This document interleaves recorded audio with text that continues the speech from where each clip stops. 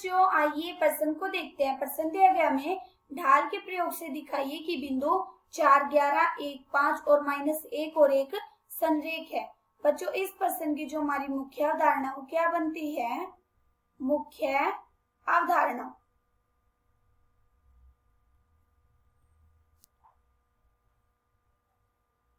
ये बच्चों हम कोई रेखा मान लेते हैं और इस पे 3 बिंदु मान लेते हैं, ए, बी और सी।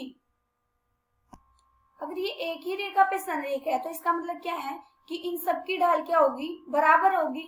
इसकी हम परिमाता मान लेते हैं m1 और इसकी मान लेते हैं हम m2। मतलब ए बी की परिमाता m1 और बी और सी की परिमाता मान लेते हैं m2।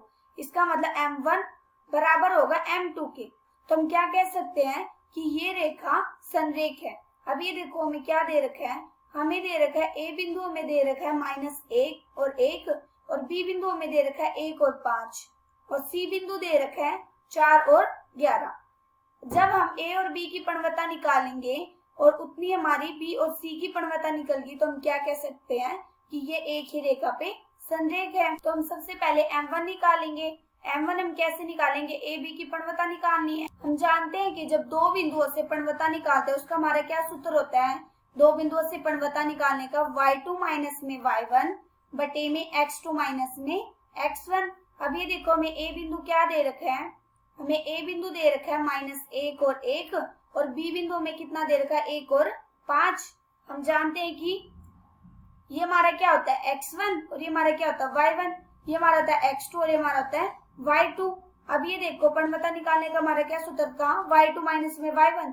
y2 कितना है? 5 माइनस में y1 कितना है हमारा? 1 बटे में x2 माइनस में x1 मतलब 1 प्लस में 1 बराबर ऊपर से कितना आ गया? 4 और 1 प्लस में 1 2 कट के कितना आ गया? 2। हमें m1 की परिमाता ज्ञात होगी। अब हम क्या निकालेंगे? m2। अब ये देखो जब हम b और c की परिमाता निकालेंगे तो यहाँ से कितना आ जाएगा? b बिंदु हमारा कितना है? b बिंदु हमें दे रखा है 1 और 5 और c बिंदु कितना दे रखा है? 4 और 11। हम जानते हैं कि हमारा क्या होता है? x1, ये हमारा क्या होता है? y1, ये हमारा क्या होता है? x2 और ये हमारा क्या होता है?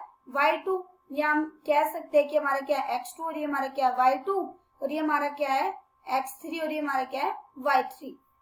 तो यहाँ से कितना आ जाएगा जब हम इसको माइनस करेंगे? तो जब हम इसकी परिमाता निकालेंगे तो यहाँ से आ जाएगा 11 माइनस में y2 कितना है हमारा? y2 माइनस में y1 होता है ना, तो 11 माइनस में 5 बटे में x2 माइनस में x1 मतलब 4 माइनस में 1 बराबर ऊपर से कितना आ गया हमारा?